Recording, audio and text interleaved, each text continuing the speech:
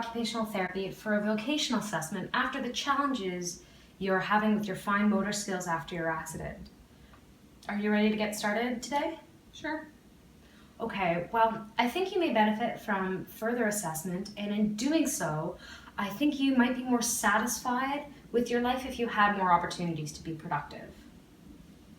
You know what? I actually just remembered I have another appointment, so I'm gonna go. Oh, okay.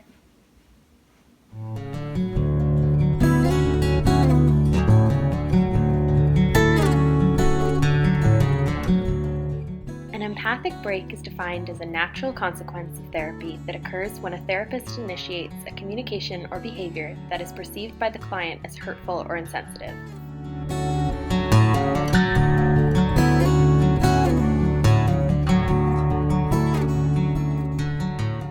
Hi, Tom. Thank you for meeting with me again. I think something that I might have said last time may have been insensitive. Yeah. Well, I am so sorry. Sometimes I put my foot in my mouth and I can be really insensitive sometimes. And I really sincerely apologize. I'm so sorry. I promise to never do it again. And could you forgive me? I guess. Sure. Thank you so much. Resolving empathic breaks is not an easy task. The therapist needs to have the proper skill base in order to successfully maintain the therapeutic relationship.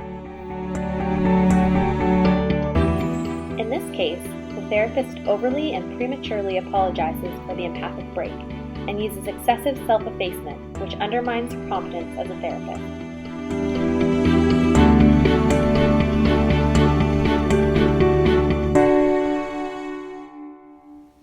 Hi, Tom. So you've been referred to occupational therapy for a vocational assessment after the challenges you're having with your fine motor skills after your accident. Are you ready to begin? Sure. Okay, well, I think you may benefit from some further assessment, and in doing so, I think that you might be more satisfied with your life if you had more opportunities to be productive. You know what? I actually just remembered I have another appointment I should get to. I have to go. Oh, well, before you go, I'm wondering if the comment I made about your productivity was out of bounds. Actually, it was. Well, I'd really like to understand more. Do you mind telling me about it? I feel like you know nothing about me and what I might consider to be productive. I've dealt with a lot of healthcare professionals, and they all consider me lazy and use my burns as an excuse for me not to work.